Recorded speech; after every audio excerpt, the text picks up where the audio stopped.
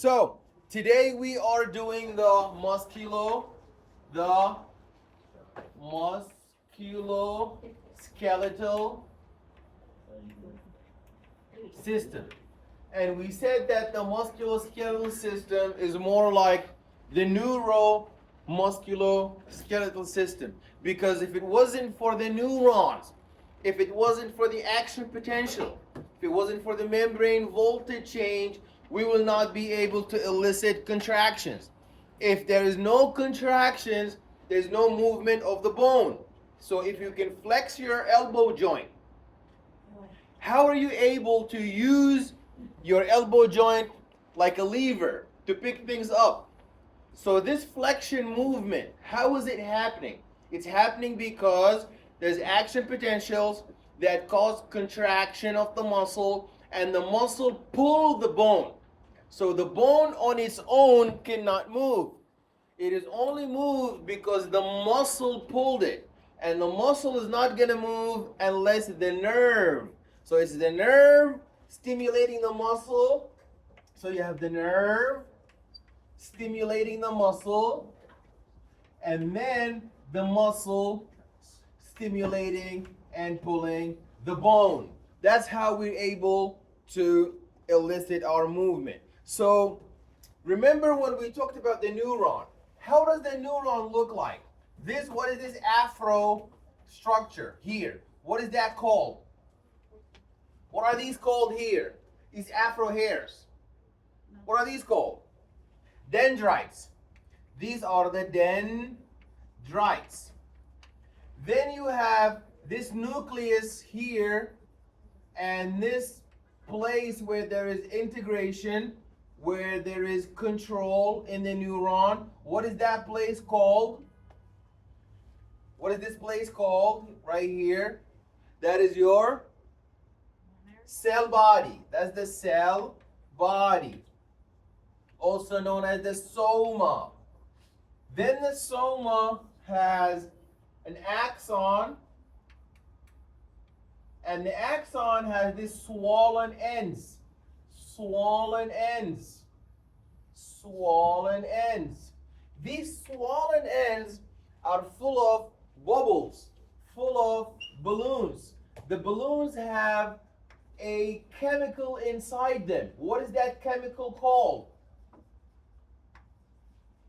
What is this chemical called inside these blue bubbles, inside these orange vesicles? What is that substance called?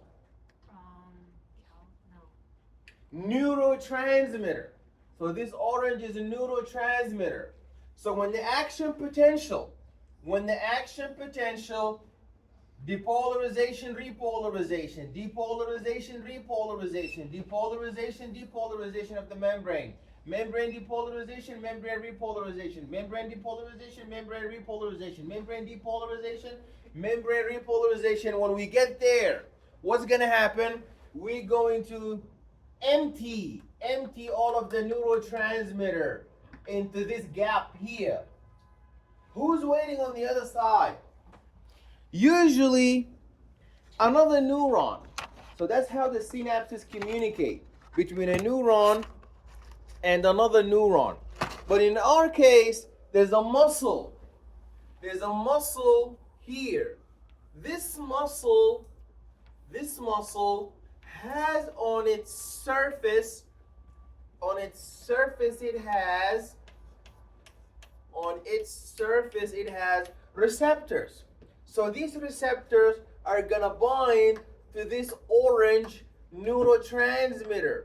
This neurotransmitter known as ACH, or acetylcholine. Acetylcholine. Then when acetylcholine binds the receptor, what's gonna happen? That's gonna cause membrane depolarization, repolarization, depolarization, repolarization, depolarization, repolarization, and contraction. So you see, that's how we contract the muscle with the nerve. That's why all of the muscles, when we look at them, they have nerves piercing through the muscle called innervation. The muscle is innervating. The nerve is innervating the muscle, and the muscle moves the bone. Now you see why I think it should be called the neuromusculoskeletal system. 3 in 1. The neuron, musculo, the muscle, skeleton, the bone. So the bone cannot move except when the muscle contract. And the muscle is not going to contract except when it's what? Yes? When there's receptors being processed in the neuron. Yeah, when the neuron innervated. That's why people who are paralyzed, if you look at their lower limb muscle, somebody who has paralysis, they cannot walk, they're on a wheelchair. If you look at their thigh, if you look at their buttock, if you look at their thigh, if you look at their calf, you're gonna see that they are atrophied, really small. Why is that? Because all their muscles aren't working, and that if they're not working, the tissues will smooth out. Because the nerves are not innervating, no electricity, no action potential, no depolarization, repolarization, no depolarization, no repolarization. Because no depolarization, no repolarization, the muscle gets weaker. You know when they say if you don't lose it, if you don't use it, you lose it. If you don't use it, you lose it. The same thing. Your nerves, you don't use them, so the muscles don't get stimulated, then the muscles get atrophied.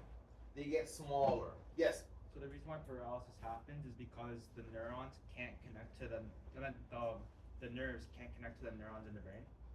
So what happens in paralysis, you know your butterfly. Remember the butterfly? The butterfly represents your central nervous system, the brain and the spinal cord. That's where the processing happens. That's where the integration happens. So it depends. Some people have a road traffic accident that damage their spinal cord. Some people have a stroke. But in the end, something wrong with the butterfly is damaged. So you cannot elicit an output, a motor output. You cannot elicit an afferent or efferent. If it can be produced. If you cannot generate a motor output, is that a defect in afferent or efferent? Wait. Because So yeah. efferent. So I told you when you go to the effector, the muscle is an effector. The sweat gland, who makes the sweat gland squeeze all the sweat out? That is your nerve innervating the sweat gland, the effector. So if you're touching the effector, the muscle is an effector. So this neuron here dealing with the muscle, that's definitely not afferent. That is definitely efferent because it's dealing with an effector, with the muscle. That's why we call this the neuromuscular junction, because it's between the neuron, that is the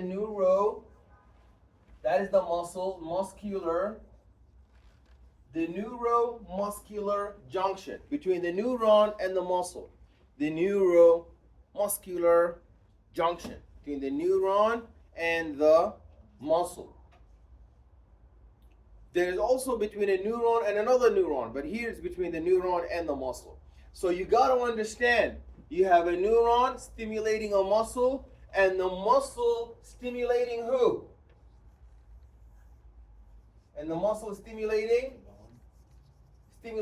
the bone. So no bone movement except with muscle contraction, no muscle contraction except with nerve signals. Okay. So what do we see here? Bones support the movement. So bones act as levers when the muscles span a joint and they contract. So the bone is a living tissue. Obviously, bone is made up of cells. Okay? This bone is not rock. People think that blood vessels are like plastic tubes. No, blood vessels are cells. They're made up of cells. Your blood vessels are made up of cells known as endothelial cells. So blood vessels are made up of endothelial cells. Blood vessels are made up of endothelial cells. blood vessels are made up of endothelial cells. Blood vessels are made up of endothelial cells. You see, endothelial cell, endothelial cell, endothelial cell, endothelial cell, endothelial cell, endothelial cell, endothelial cell, endothelial cell, endothelial cell, endothelial cell, endothelial cell, endothelial cell. That makes your blood vessel. And you have your mountain, your bone mountain. That's bone, bone, calcium phosphate, calcium phosphate. That is your bone. Now, what happens if you have too much calcium? Too much calcium. 2 plus plus plus, too much calcium. Is that hypercalcemia or hypocalcemia? Hypercalcemia. That is hypercalcemia. So now when there is hypercalcemia, to restore so where is hypercalcemia? Is it in the blood or in the bone? In the blood. Hypercalcemia is inside the blood. You see, that's why I drew it here. I drew it inside the blood vessel because there's so much calcium in the blood. So how do we repair that? By taking calcium from the blood, depositing it in the bone. So that's gonna deplete the too much calcium because we take from the blood, we build up on the mountain. And that's gonna restore our calcium homeostasis. So the cells that do that, they are known as osteoblasts. Osteoblast. They build up. Blast for build up. They build up the bone, the osteoblast. They take calcium from the blood vessel and they build up the bone, restoring calcium homeostasis. What about the opposite? If I have too little calcium now, calcium level in my blood dropping, and I have hypocalcemia, excellent, hypocalcemia. I have hypocalcemia. So what's going to happen now is, yes? When the bone itself release some calcium to the blood vessel. Exactly. So the bone is going to release calcium to the tissue, and the cells who will do that, they are known as osteoclast. And the osteoclast, you know they have the jackhammer. Yeah. So the jackhammer, the construction workers. So that's exactly what the osteoclasts do. But they don't have a jackhammer. They have enzymes. They have proteolytic enzymes. They have degradative enzymes. They have lysosomal enzymes. And they have acid. They have reactive oxidative species. Remember our old friend peroxidase? Yeah. So that reactive oxidative species is going to destroy our bone. These are all weapons to destroy our bone. And then calcium powder is going to be liberated into the bone to bring up our calcium.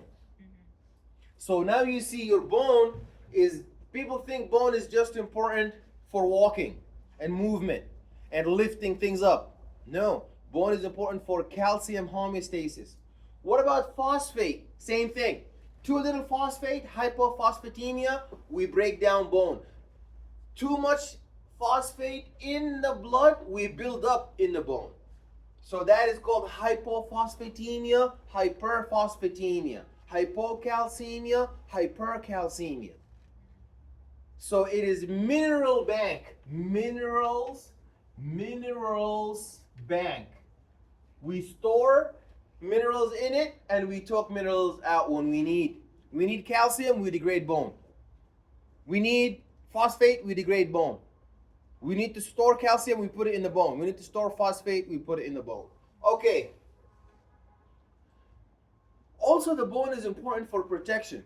You see, you put the money, the jewelry inside the safe so nobody can break in the safe and take it.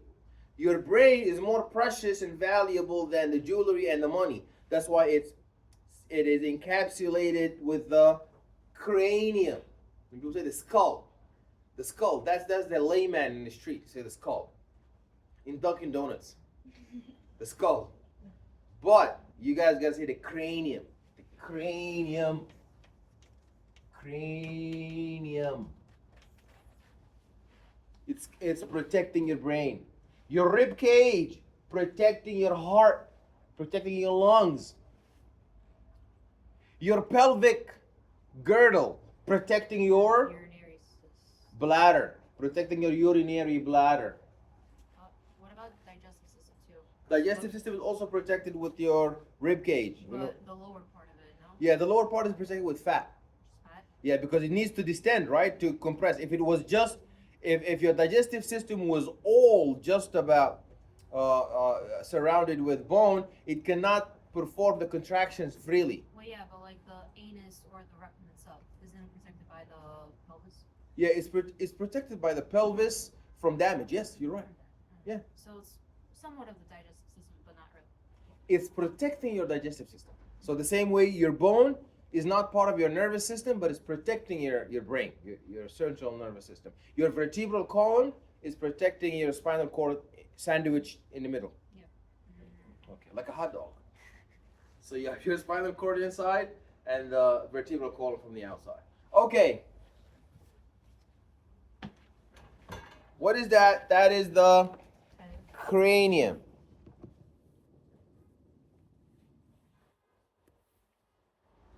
What is that? Well, if I say what is that on the exam, don't write Halloween. That is the cranium.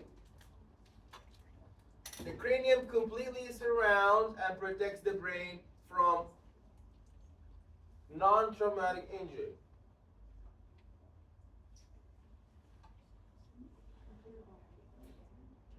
Wait, there are different types of marrows, but what are the functions of them? Like, what are they like? Yo, let me get into it. This is gonna be like $10. No, it's what? 20. 20 what? 20 though. 20. Okay. For what? You sound like a good accountant. Okay, I thought your it was bone. there. You know, guys, if you have a boiled egg, last class when they saw this, and I said, okay, guys, if you have a boiled egg, they said, that's an egg? I didn't say that. I said, if you have a boiled egg, they said, wow, that's an egg? Oh, the way. No egg looks that. I'm just saying, The structure. if you have histological sample, you have to cut it in the middle. If you don't cut the boiled egg in the middle, will you ever know there's a yellow yolk inside?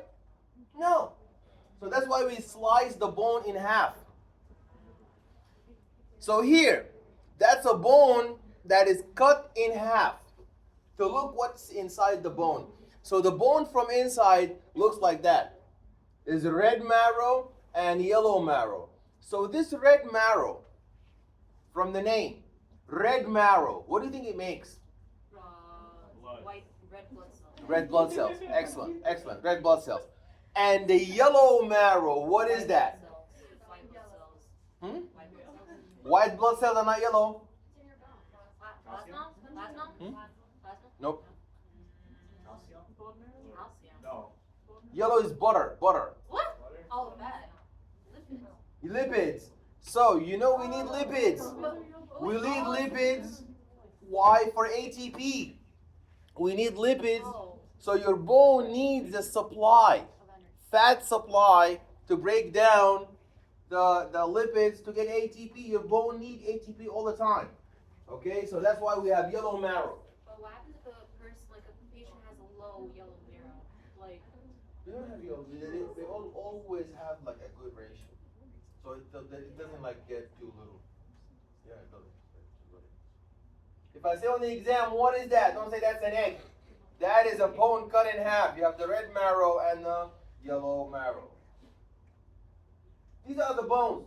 I'm going to show you now the bones you need to know for the practical. Okay. This is your femur, the biggest bone in your thigh. That's the sternum.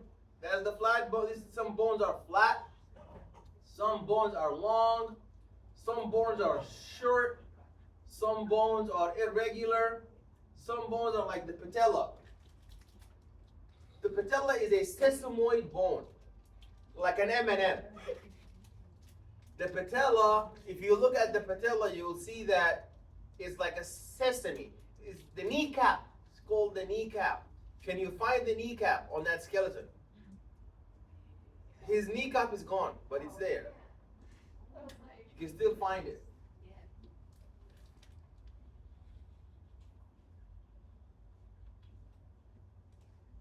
You see, bone is not iron, is not stone, it's cells.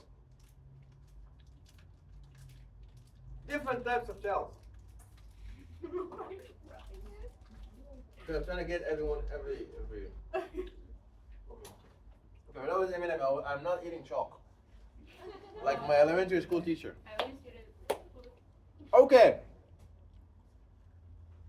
We have 4 different types of cells that make up the bone tissue. What are they? Number 1, we talked about osteoclasts. What are the osteoclasts? Oh no. Osteoclasts, they degrade the bone. They have the jackhammer. They have the, what do they have that helps them break down the bone? Mm-hmm.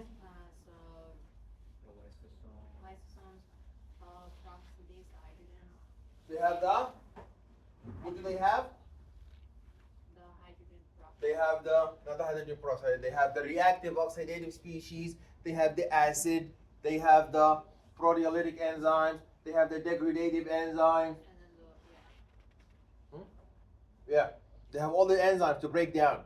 Osteoclast. So when do we initiate osteoclast? When we have so much calcium in the blood or when we have too little calcium in the blood? Too little. So we can degrade the bone to get powder. Excellent. Excellent. Now the osteoblast from the B, blast, build up, blast, build up. When do we initiate osteoblast? When we have too much calcium or too little calcium? When we have too much calcium, we take from the blood too much calcium, we build up the bone. That's why the baby drink a lot of milk, so he can have a lot of calcium in the blood. Then the osteoblast will take the calcium from the blood into the bone. What is an osteocyte? An osteocyte is a retired osteoblast. Like a professor. You know, he young professor, then associate professor, then assistant professor, then full professor, then retired department head. So that's the osteocyte. That's a cell that used to be in the past, osteoblast. It dumped so much matrix, and now it's retired. So that's why there's a lysosome that takes the old osteoblast The osteogenic cell is the computer cell. That's the cell, that's the brain of the bone. It says there's too much calcium. Let me initiate the osteoblast. There's too little calcium. Let me initiate the osteoclast. The osteogenic cells, these are the stem cells, the progenitor cells. These are the ones responsible for the buildup of the bone. Okay? These are the different types of cells in our.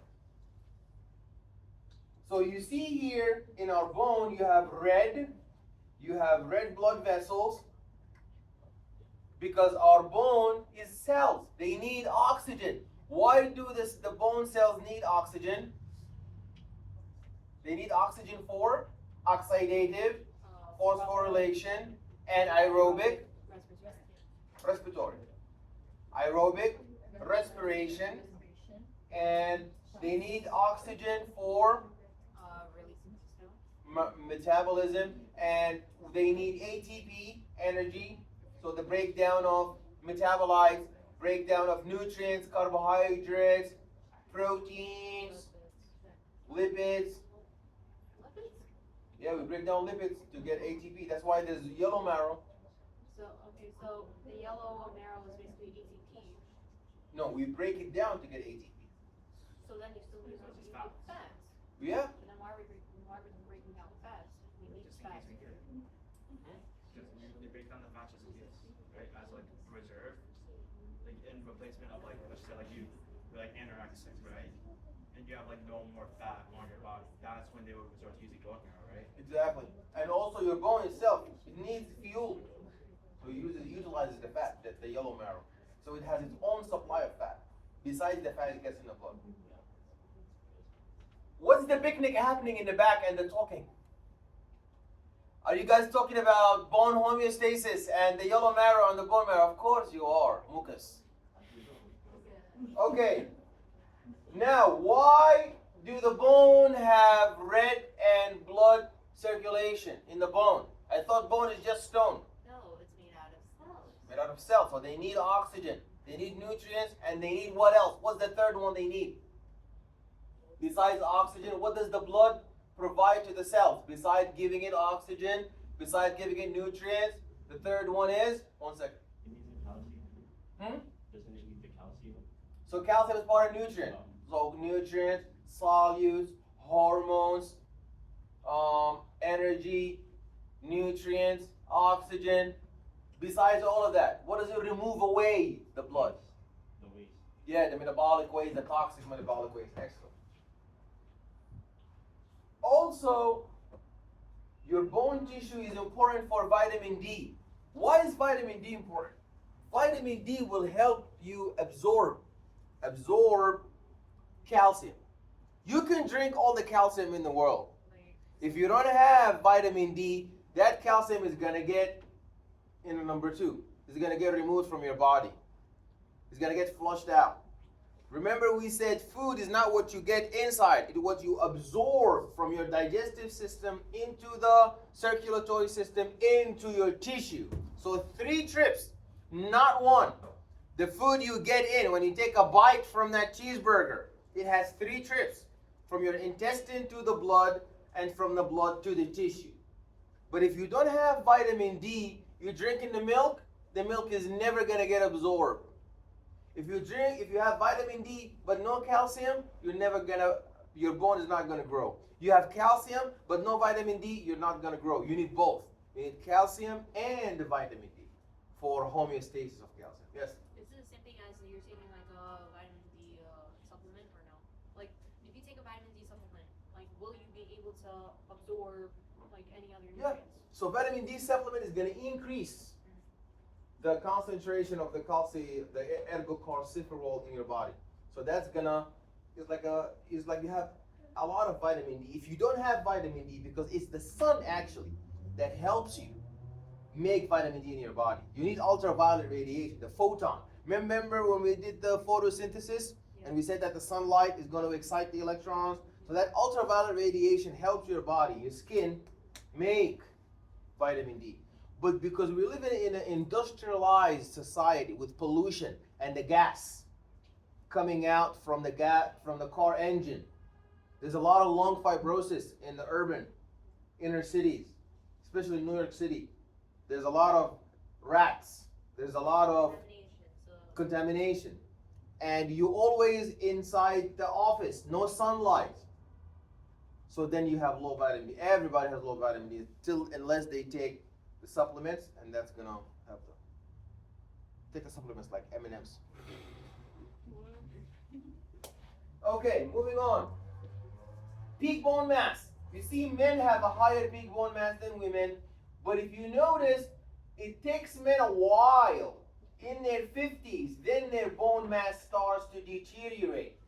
But for females, they have a sharp drop, and that is because of the menopause. So the hormone estrogen is known as the essential female hormone, and the testosterone is the essential male hormone. You know, the testosterone, it makes the guy voice change really thick, and the muscles. That's the essential hormone. So the guys, like, they take the testosterone for steroids, so that his muscles can be really big, and then his testicles so small. That's the side effect of testosterone exogenous therapy. For females, menopause means the end of the essential estrogen. So that's the female essential hormone. So now females, they do the exogenous estrogen therapy. It has to be moderate because too much estrogen, exogenous estrogen Will equal to therapy is gonna cause breast cancer. oh shit. For men, exogenous testosterone therapy cause infertility and tiny testicles. Oh yeah. Because who makes the testosterone? Testicles. And he's taking testosterone exogenously, so that's gonna inhibit. Yeah, that's gonna inhibit his testes. So don't do anything exogenous. Be natural. I have a question though Yeah. for an example women that slowly whenever they're gonna like have less estrogen and that they're going through therapy. If you have excess estrogen, does that mean you're gonna have excess more testosterone? No, Because like don't they both balance out? no. They don't balance out because they don't coexist. Testosterone is in the body of the man. Estrogen is in the body of the woman. Well yeah, but there has to be also a balance because like say for example if a woman is low on estrogen, like women are gonna have like a Your body would know to make more Yeah. estrogen, but if you're taking like estrogen like enhancers, your body won't naturally need to produce it because it'll be like, if I already have it and I'm already getting a consistent amount of it, why would I need to produce it myself? Yeah. Same thing with guys with testosterone. Yeah. They don't coexist. You're not gonna have a balance between estrogen and testosterone in your body as a female, and for male, you're not gonna have a balance between estrogen and testosterone. There is a different metabolite. That's a different thing you're gonna learn in endocrine system. But they don't coexist. There's an essential hormone for male, essential hormone for female. But the use of exogenous testosterone for male, the bodybuilder, or exogenous estrogen for the actress in Hollywood that doesn't like the menopause. So the more estrogen they take, that's gonna cause the breast cancer. Okay, so if I ask you on the exam, why is there a sharp drop in female bone mass at the age of 50 years old? because women have less menopause. Hmm? Women have- Menopause. Yes. But does taking like estrogen like delay your menopause or like the side effects of it? Yeah, it delays it, but it may cause cancer. Yeah, so you have to be very careful with how much. It does give like, it increases the bone mass for females. It's very effective. But then again, you have to be careful. So the best thing is natural. So if females who are athletic and who are like practicing, they have really stronger bone mass and it doesn't affect doesn't affect them in menopause like the women who just don't exercise. So these are the things that are natural. So that's what you have to do. But people, they want the easy way out. They just go and they want to take exogenous testosterone and exogenous estrogen, and that's dangerous. So what's your question? No, that was my main question. But let's say you're like a woman, and like, is it possible to have like high testosterone? Because I remember there was like some scandal with like the Algerian boxer. She had like high testosterone, so people were questioning if she was like a girl or a guy. Yeah, that happens. That's different. That is, some people, they have like a defect. So sometimes they are born that way. So they are born with excessive. Some males with a chromosome XY, but they can have, due to a congenital defect, like excessive secretion of testosterone. It happens, but it's not a natural thing. But when we talk about naturally, menopause is going to be the decline in like the big bone mass, all of the features of the essential, the essence. You know the word essence? That's like the essence of the female estrogen, the essence of the male testosterone.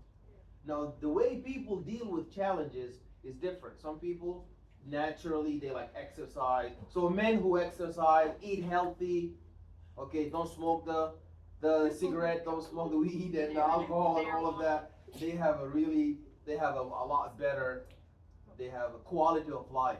Also females who exercise, who eat healthy, and they don't do like the unhealthy and toxic things, then they're better. But don't go and take the exogenous estrogen, because these doctors, they cannot wait. They want to swipe your insurance and they want to give you all the estrogen, and then you end up with cancer and they will never be in trouble because you signed the papers. So you have to be doing everything healthy, eating healthy. Herbs, you know the herbs, the vegetables and all that kind of stuff is very good, but don't take those exogenous supplies. That's what we talked about. The balance between calcium and phosphate in your body.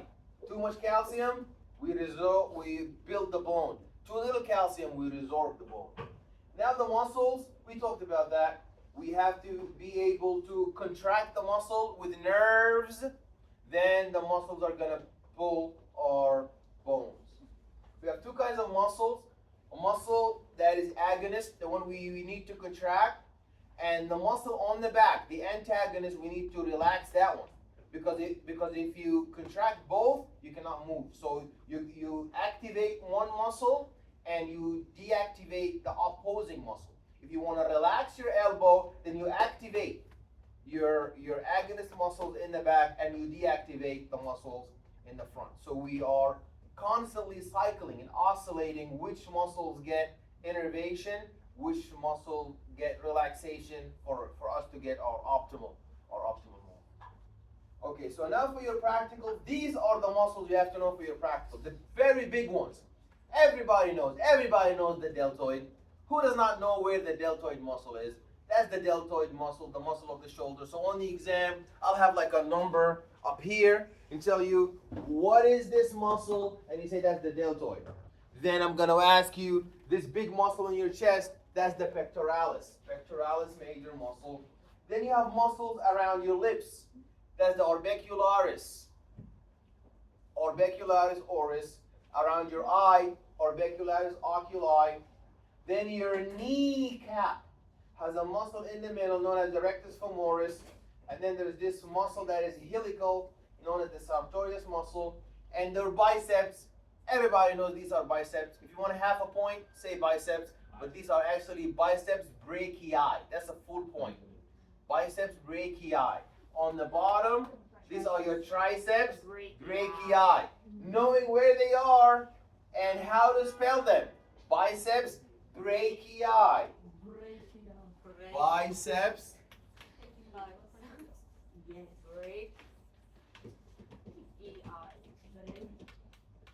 Triceps.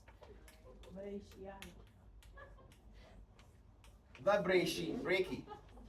Professor, Yes. I have a question. So do we need to know like an example, like the convergent, like the stuff inside of it, or no? Like okay, there's the convergent for the Brachii, yeah. No. It's just the big ones. You don't need to know all of this. This is just for you to know, but you're not going to be tested on it. You see, these are the muscles. These ones you got to know. What is happening? There are muscles around the eye known as the orbicularis oculi. Orbicularis oculi. Muscle around the lips known as the orbicularis oris. So on the exam, what's the muscle around the lip? Orbicularis oris. What's the muscle around the eye? That's the orbicularis oculi. What's this big triangle on the back? The traps. Trapezius. Yeah, you know the traps. Yeah, that's the gym bro. He knows the deltoid and the traps, but trapezius, the gym bro. Okay, you know you did the assignment on this, the intercostal muscles. These are the muscles that increase exactly your rib cage, decrease your rib cage for breathing. So when you take a deep breath, they expand your thoracic cage. These are your intercostal muscles. Okay. All right. So now, what you need to know is this. Everybody,